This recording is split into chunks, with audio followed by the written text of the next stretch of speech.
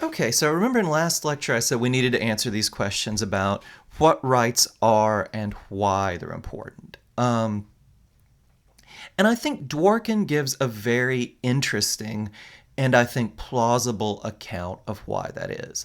Now, one thing you guys will notice is this was written some time ago, goodness, 50 years ago now.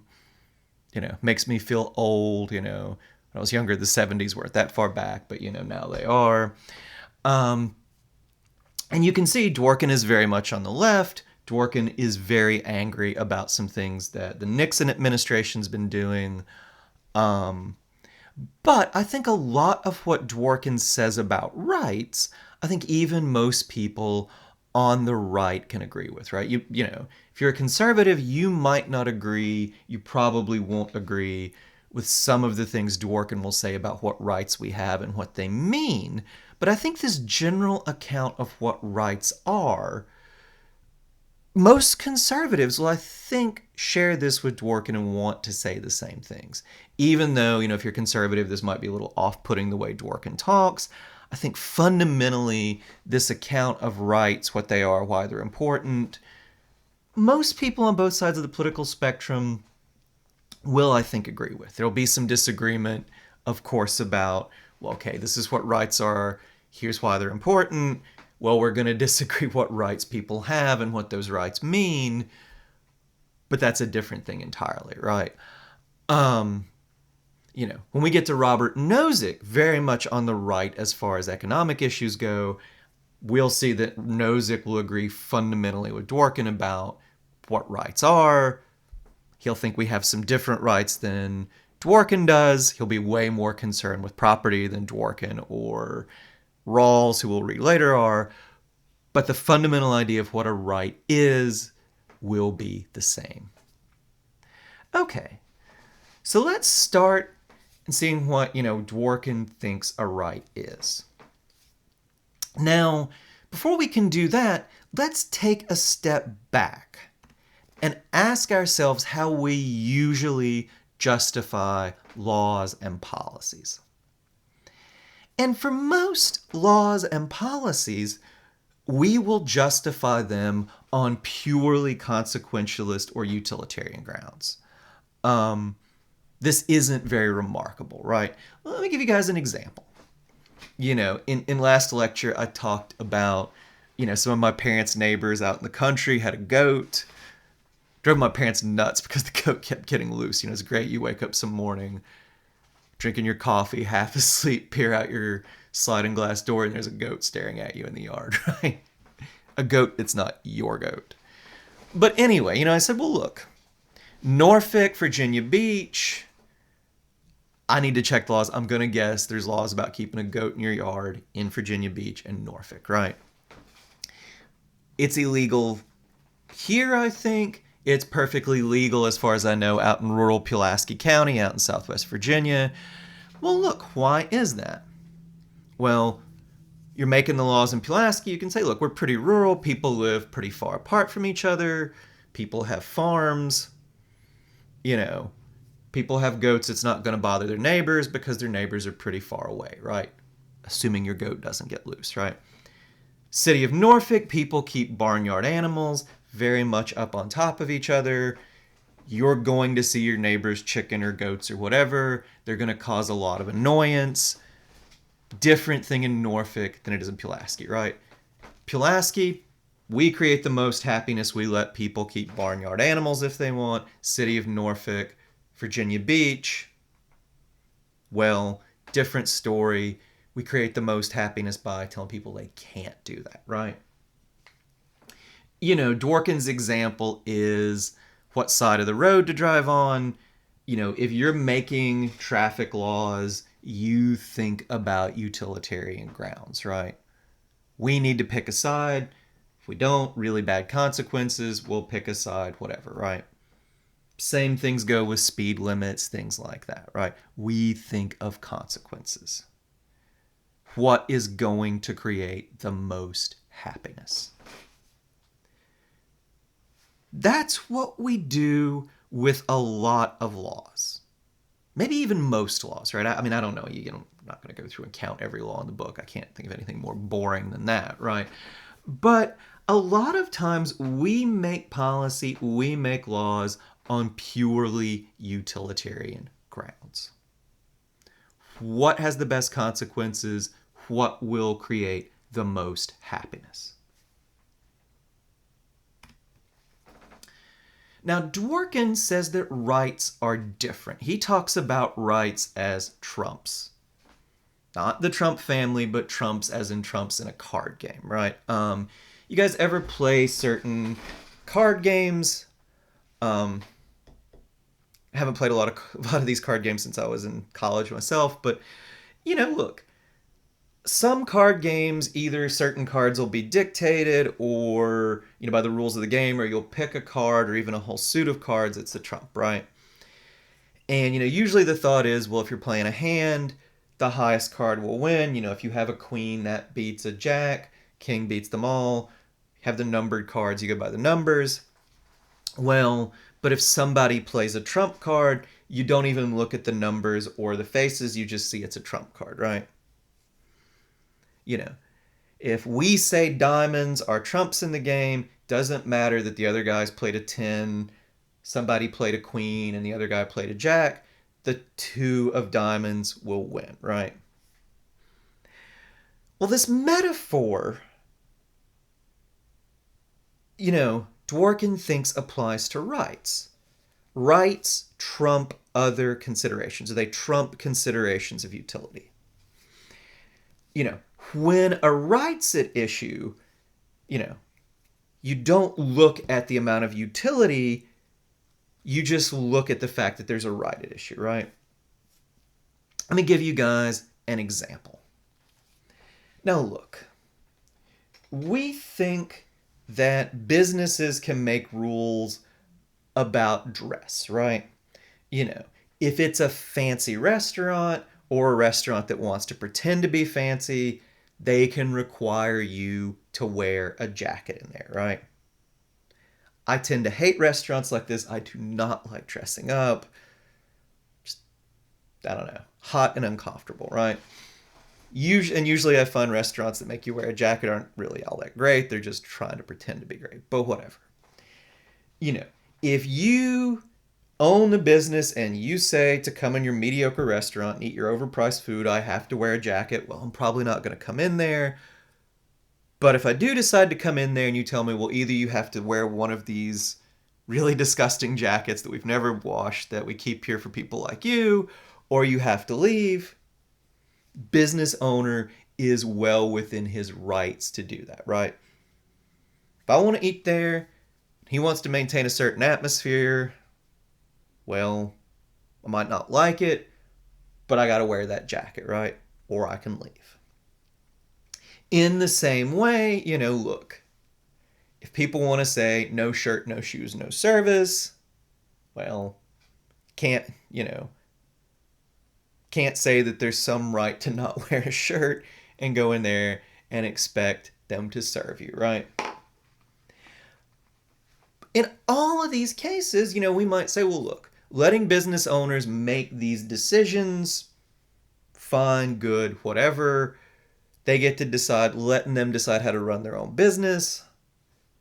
That creates the most happiness. One guy requires a jacket, the next guy doesn't. Fine, good, dandy, right? You don't like the jacket rule, perfectly free to go to restaurants that don't have one, right? On the other hand, if businesses want to exclude people on grounds of religion or race, that's a completely different thing, most of us will think, right? We exclude you because you're wearing something that's associated with a specific religion. Well, we would think that the business owners have violated the rights of these people, right? Or I'll give you guys another example. Sorry to keep leaning on my goat example, but whatever. Just very memorable. Especially memorable how mad my mom was about the goat. But look, We think that is decided on grounds of utility. We don't let, people in Norfolk have goats because that would be really annoying. It would create a lot more unhappiness, the annoyance of all the neighbors who have to look at your goat than it would to make the weird, the lone oddballs who want to keep a goat in the city happy, right? Think about religion, though, right? That's a completely different thing. Imagine there's some, religion that everybody in the city hates, right? We just all don't like these people, and we just would really hate it if they built one of their religious buildings down the block. We don't want them to do it, right? Look, in this case, Dworkin would say, and I think we would follow him, that utility is not the issue. Even if this is a tiny group of people, and even if people really don't like them or their religion, they have a right to practice it. You might say, well, look, there's only like 20 of these guys. There's hundreds of people in the neighborhood, and they're all irritated about it. Sir, surely it creates more happiness if we just don't let them build it. Dworkin would say, doesn't matter. They have a right to practice their religion. That trumps these considerations of happiness, even if you're right, even if it would make more people happy if we ban these people from building their religious buildings. You can't do that. They have a right to practice their religion. Same with free speech. Certain things, we have noise ordinances in the city. You can't make a whole lot of noise after 10, I think it's 10 o'clock. Yeah, but look, why can't you drive your really noisy vehicle up and down the street? There's a guy in my neighborhood who does this. We live right next to the beach, and he always drives his four-wheeler up and down the street in our neighborhood. I'm like, why don't you do that somewhere else? Like, it's just weird. But he has to stop at 10. I don't understand this guy. The law says this thing's really loud. You have to stop at 10, right? You can't put up speakers in your backyard and blast music at 11 at night to keep people up, right? We have noise ordinance because even if it might make you happy to make a lot of noise, it will annoy more people, creates the greatest happiness to have these noise ordinances, right? But, imagine you have a really unpopular political opinion and you want to put up signs about it in your yard, or you just want to speak about it. It might annoy everybody. It might make everyone really unhappy. They might be really irritated with you. They might be offended. But if you express that opinion in certain ways, you can't just stand in the middle of the street and yell profanity. But if you have a really unpopular opinion, we can't just say, well, most people don't like this. These people are really annoying who think this. So it creates more happiness if we keep people from saying that. Dworkin would say, no, again, people have rights. Your right to express your political opinion about important issues, even if it's a really annoying opinion, trumps considerations of utility. You making a lot of noise in your backyard, we can restrict you from doing that because that annoys people. You expressing your opinion about political matters, that's in a different category. That is a right that trumps, that overrides these considerations of utility. Now, again, as I said, Dworkin is very much on the left, and he is, as many people on the left were in the early 70s and late 60s, not at all happy about the Nixon administration. So I think it's kind of easy to lose sight of the fact that this concept of rights kind of bridges the political divide, that a lot of conservatives, in fact, I would think most conservatives, even if they don't agree with Dworkin about some questions of what rights we have and what they mean, will want to make use of this concept of rights. And let me give you guys an example, right? You know, on purely utilitarian grounds, we might say, let's take money from people who have a fair amount of money and just give it to people who don't, right? If you make 100,000 a year and we take 5,000 from you and give it to some guy who only makes 10, well, it'll probably make him happier than it would the unhappiness you get from losing money, right? If you don't have much money, a little bit makes you really happy. If you have a lot, doesn't buy you as much happiness, right?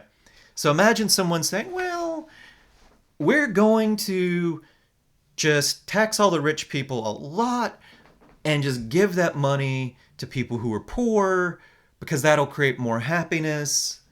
If you're making 200,000 a year, we can take 50 off the top, give that to 5 people who are only making 10, double their income. They'll be super happy even if you're really annoyed, right? Now look, we can argue the larger consequences of that. There are consequentialist arguments against, but I think a lot of conservatives would say, even if that would create the most happiness, who cares? I have a right to my property, and you violate that if you just take my money for no other reason than it will make these other people happy if you give them my money, right? Utility doesn't matter here because I have a right to my property. You can't just say, oh, this makes this other dude happy or these other dudes happy. You need a better reason to take my property, to violate this right I have to my property, right? So, and we'll talk about this when we get to Nozick. Nozick very much wants to say these things about property, and Nozick is very much, at least in the basic concept of rights as trumps, he'll talk about rights as side constraints, but he means the same thing, very much in the same ballpark. In fact, I think he means more or less the same thing as Dworkin does.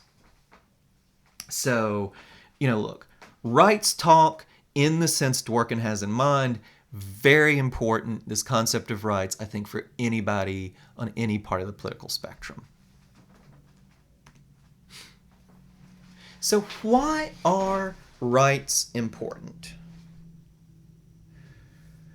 Why should we respect your right to free speech, even if your right to speech is just annoying to the rest of us? Heck, your speech, or some people's speech, might even be hateful and just plain bad, right? There's a famous case where the ACLU defended the rights of the Nazi Party to have a march through Skokie, Illinois. Well, not only are Nazis not nice people, not only does it annoy most people if Nazis are marching through the streets, but Skokie had a very heavily Jewish population. So the population of Skokie, most of us probably don't like Nazis marching through the streets. People of Skokie had even more reason to not like this. Now we can argue about that decision, but I think the basic idea here is going to stand for any right?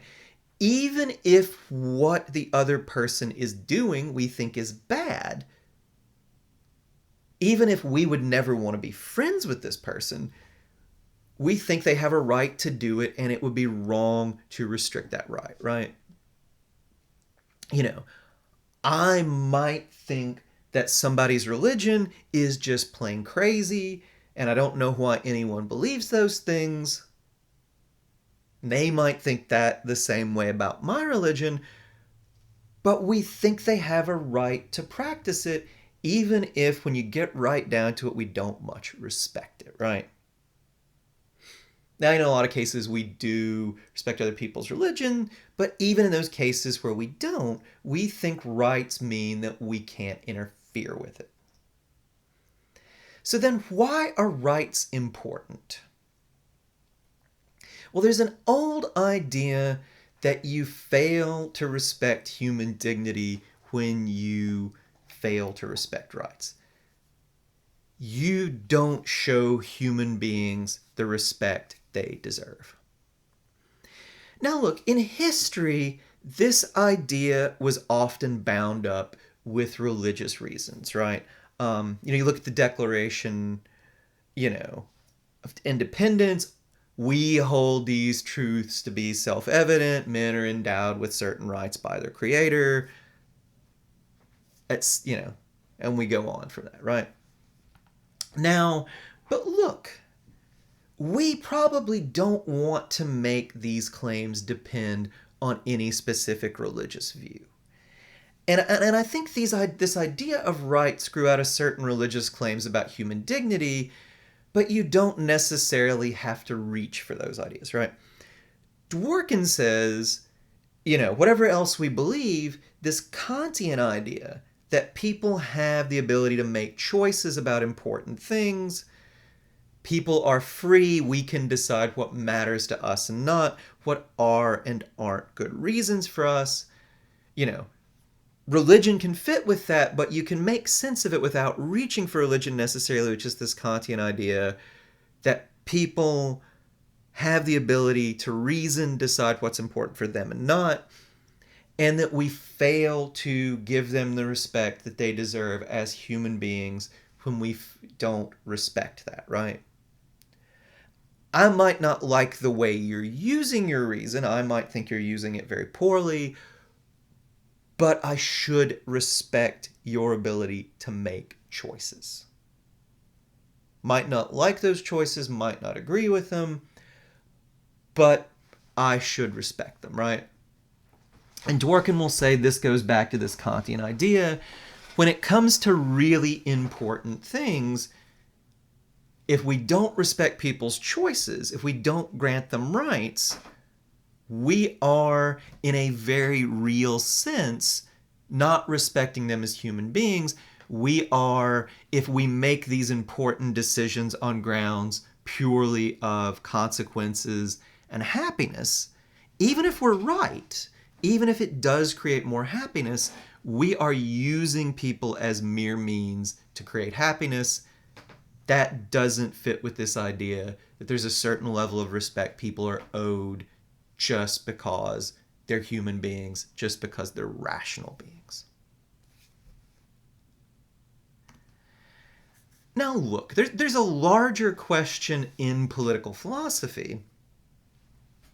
Can utilitarianism account for rights?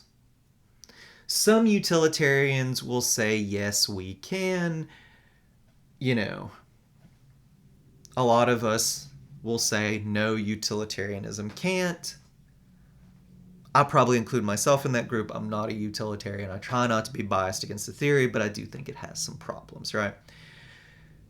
Now, a lot of this will go on how you define rights, and look, Dworkin might not be the last word on this. It's not like, Dworkin, he's a bright guy. Not like we necessarily have to accept this. So, I don't know. Maybe utilitarians can account for rights. But if Dworkin's right about what rights are, then I don't think they can, right? Now, what utilitarians can say is that, well, generally speaking, it's a bad idea to put restrictions on religion. It's a bad idea to prevent free speech. It's a bad idea to not give people due process. In the long term, having policies that allow you to disregard things like the rights to free speech, rights to religion, due process, and the law, in the long term, that's going to create more unhappiness, they will say. And I think they're generally right about that. But what Dworkin would say, and I would agree with him, is that kind of misses the point. Even if respecting certain rights didn't create the most happiness in the long term, I think we should respect those rights, right?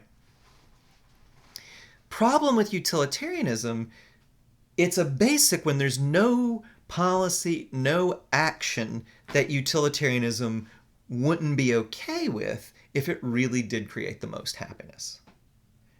And I think most of us want to say that there are certain things we should never do, even if it creates the most happiness.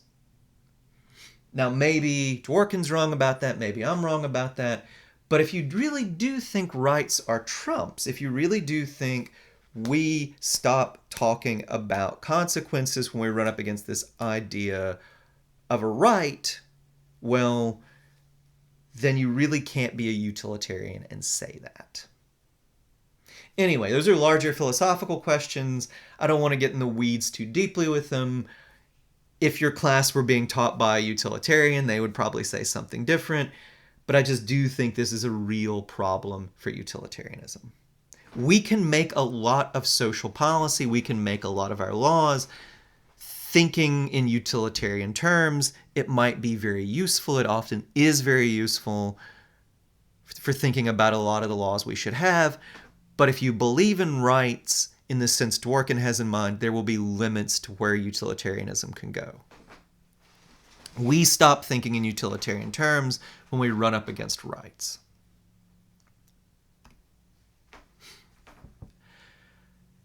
Now, I think seeing rights in these terms, seeing rights as trumps and seeing the importance of rights as coming from this Kantian respect for persons and this Kantian respect for rationality, among other things, seeing rights as coming from this basic human dignity, I think that can help us figure out what rights, not only, what rights are and why they're important, I think it might actually go some way to answering this question of which rights people should have. And I think we'll refer back to this, and it'll be helpful to refer back to this at a lot of points in the class when we're thinking about these debates about rights. So, we can ask ourselves a question. Would interfering with a person doing this respect their ability to choose? Their ability to decide what's fundamentally a good life for them, their ability to decide what's important for them. And now one thing I want to say here, though, is it's pretty clear that not all choices are equal, right? Any law, or practically any law, is going to, restrict people's choices, right? Look, if the city of Norfolk says no goats in city limits, you've taken a choice away from people, the choice about whether to have a goat or not, right? If you let businesses say no shirt, no shoes, no service, well, that restricts people's freedom. They got to wear a shirt in businesses who tell them they have to wear a shirt, right? But the thought is here that when you get right down to it, these choices, for most people, I don't know, I wouldn't say they're completely unimportant. I know some people in my neighborhood when I go walk the dog who seem very, very committed to shirtlessness, right? One dude up the block, seems like from about May to about September, he is not going to wear a shirt. Very committed to that, right? He's on his property, he's allowed to do that. Goes in the store, different matter, right? But look, the thought, though, is those decisions are not as important as decisions about your fundamental political commitments. Your decisions about where to go to religious services, if at all, and what to believe about these fundamental matters, right? Choices about whether to get married and who to marry if you do. Choices about, do you want to have kids and how many, right? So some choices are important. And I think with some choices, it makes more sense to say, you are not respecting my ability to decide what is important for me, what are good reasons for me and not, right? So when we come back to this, are we interfering with these really important choices, ability to decide what's a good life for you, what kind of life you want to lead? This will become more concrete as we go on, as we talk more about the debates we're going to cover in class, but I think it's a good basic first pass at this.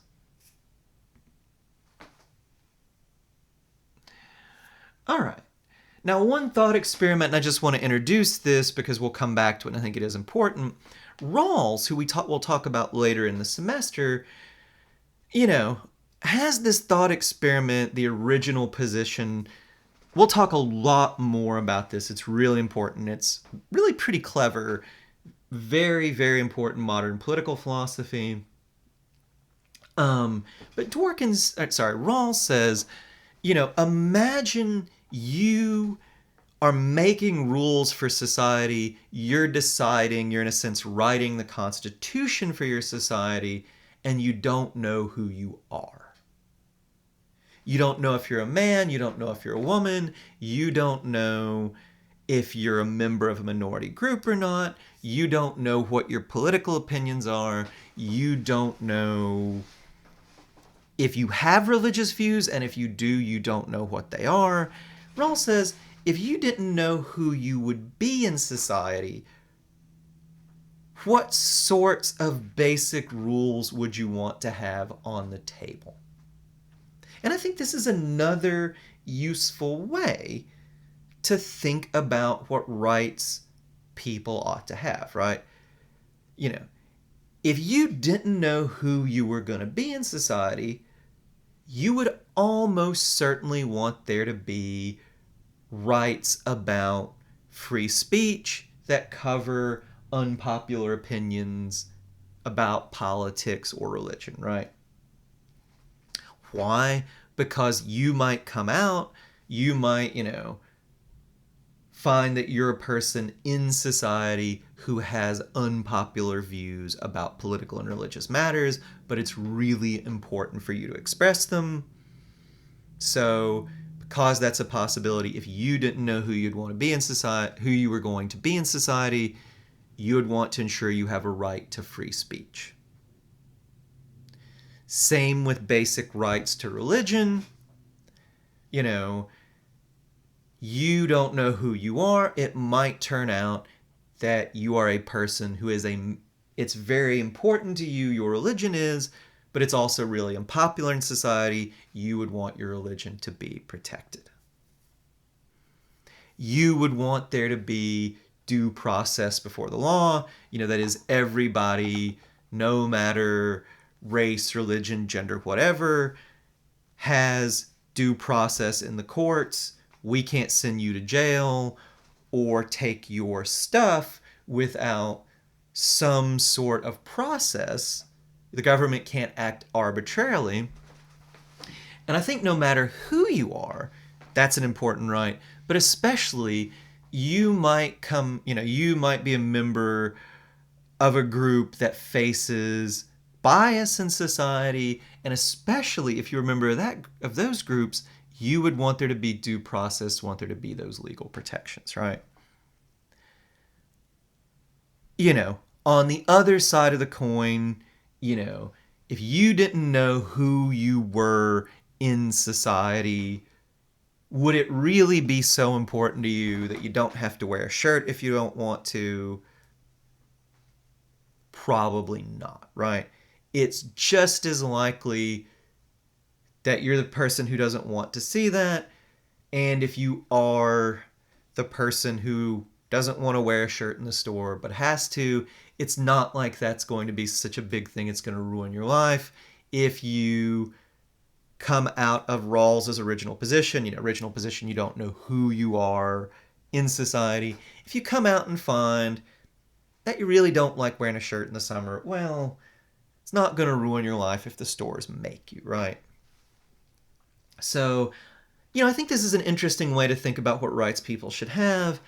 We'll talk a lot more about Rawls's original position, this whole thought experiment, in a month or two when we talk about these debates about who should get what. Well, look, Dworkin says the only thing that can override a right is another right. And this is where things get messy. because it really will look like rights conflict. There are cases where we run into these conflicts of rights. I'll give you guys an example of a fairly famous one. Famous, actually, among people in law and philosophy. Probably not as famous as it should be because it's a super interesting case.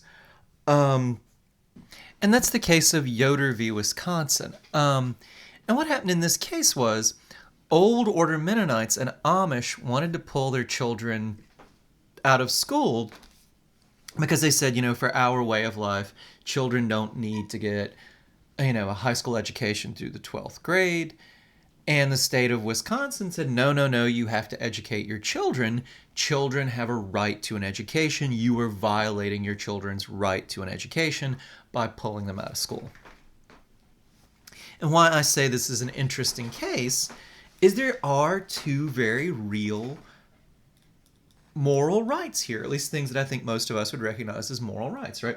People have a right to practice their religion, and part of that right to practice their religion are decisions about how they raise their children. On the other hand, children have a right to an education, right? Not something that's listed in the Bill of Rights, but it's in the UN Declaration of Rights, and most of us, I think, would say children do have this right. You can't just pull your kid out of school for no good reason. If you do, you are violating a right they have for an education, right? But here we have two serious rights that seem to be in conflict. The Amish and Old Order Mennonites' right to practice their religion, the children's right to an education. What do we do? Well, the court had to decide this. You guys can look into the case. They seem to just split the difference, But we can think of other rights here too as well, or other conflicts of rights. Think about, and we'll talk about this one a lot, the abortion debate. People have a right to their own bodies. People have a right to make decisions about reproduction. Do they want to have kids or not? How many kids?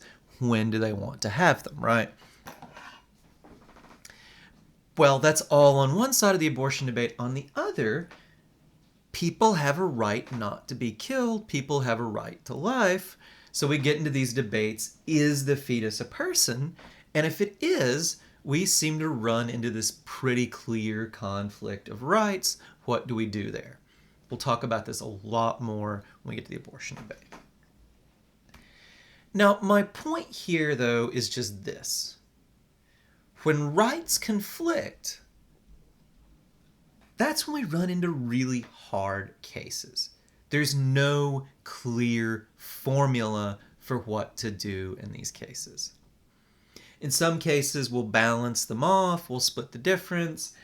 That seems to be what the court did in Yoder v. Wisconsin. The court says, well, you can't just not ever send your kids to school, but we'll allow you to pull them out in the 8th grade because you've made an argument, that for what they need to succeed in your community, your lifestyle, the 8th grade's enough. So yes, right to education, have to send them through at least the 8th grade, but, we'll limit it for the right to religion. You don't have to send them any further. Other cases, maybe one right will trump the other one, right? Famous Supreme Court decision, you don't have a right to yell fire in a crowded theater, right? You have a right to free speech, but people have a right not to be killed or harmed. And if you yell and you start a panic, the very least people are going to be harmed, probably. People might even be killed if there's a panic and people are trampled, right? So, sometimes we'll try to split the difference. Sometimes one right might just override the other. But these are going to require some hard thought because, as I said, there's no neat formula that decides it.